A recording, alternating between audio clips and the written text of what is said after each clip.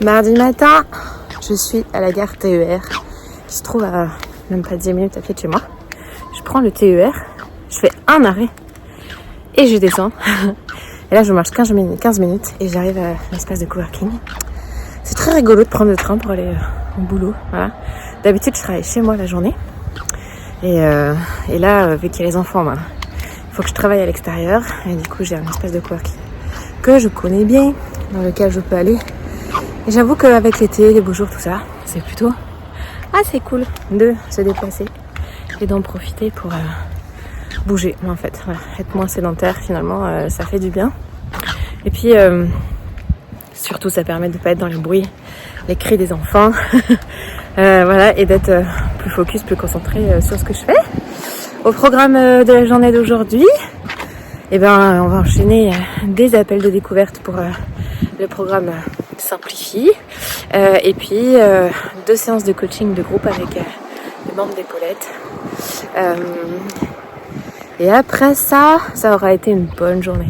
Je vais pas pouvoir faire beaucoup de choses d'autres. Je vais peut-être caler des petites tâches, répondre à des messages ou des trucs comme ça. Mais là, la journée, elle est archi full.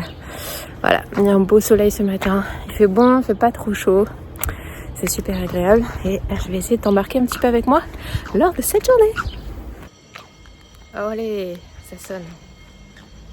Je vais te filmer l'arrivée du train. Ça, c'est intéressant, l'arrivée du train.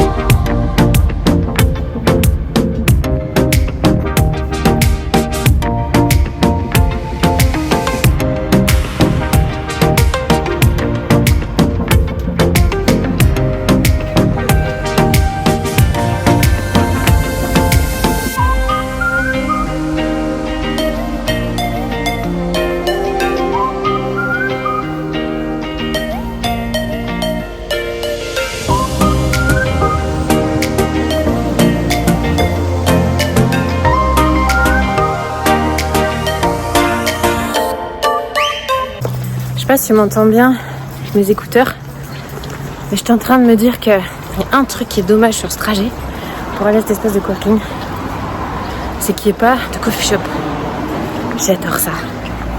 J'adore ça, c'est un truc, ça me met de bonne humeur d'avoir quelqu'un qui me prépare mon café, mon bon café, chaud, froid. Oh oui, là, ce serait parfait. Café frappé au lait, ça ce serait trop génial. Et un petit coffee shop quoi, pas grand chose. Voilà, mais une boulangerie, je suis passée devant, une petite machine à café, ça m'intéresse pas. Et puis au coworking, on a de quoi se faire du café. Mais c'est pas pareil.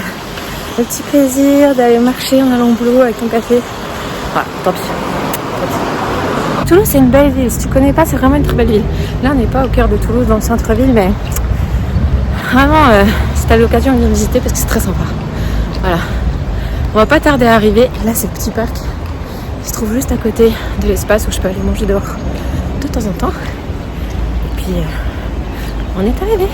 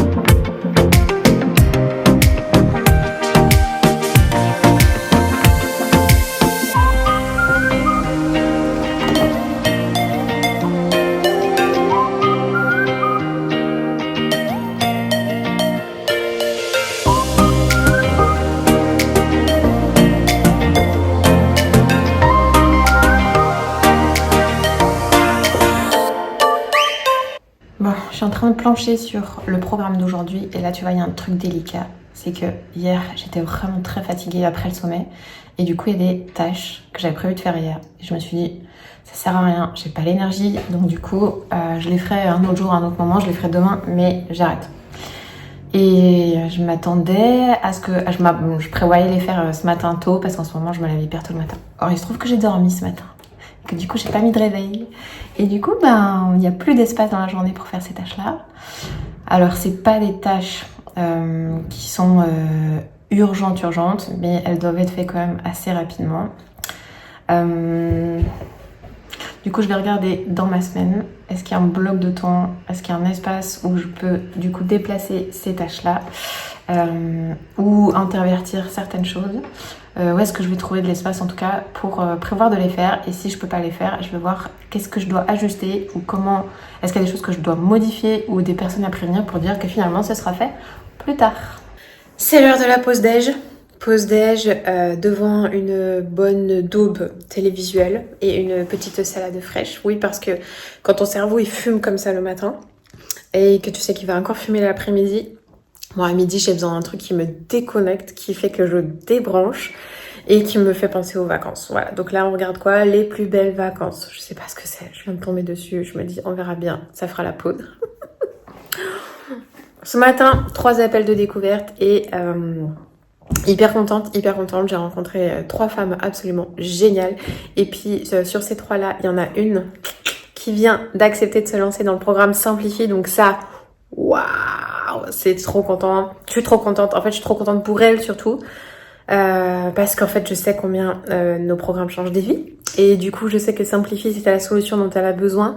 Je suis tellement honorée de pouvoir l'accompagner, d'être à ses côtés, de pouvoir l'encourager, la booster, la porter avec toute mon équipe, que du coup ah, c'est génial. Là, c'est vraiment grosse victoire pour elle. Elle a osé dépasser aussi ses peurs qui sont légitimes quand on se lance dans un programme de coaching. Et voilà, elle a pu trouver, être rassurée, être en confiance. Et ça, c'est génial. Ça veut dire qu'on fait un bon boulot. Donc voilà, je suis trop contente. Et bienvenue à elle si elle nous regarde. Voilà, en tout cas, c'est parti. Cet après-midi, c'est coaching. Coaching avec nos clientes actuelles. Et après ça, on aura mérité une bonne pause. Hello, les coachings sont finis. Je viens de passer 3h30 en coaching. J'ai le cerveau un peu en mode ça fume un peu. On a eu des partages absolument géniaux, vraiment géniaux. On a eu plein d'échanges sur différents sujets, sur la thématique du couple, comment faire quand... toi tu changes, toi t'évolues, toi t'avances dans ta vie et que ton conjoint c'est pas le cas et qu'il te voit changer, il te voit évoluer et que du coup il y a parfois un décalage qui se crée. On a abordé des sujets sur sur l'estime de soi, sur la comparaison aux autres.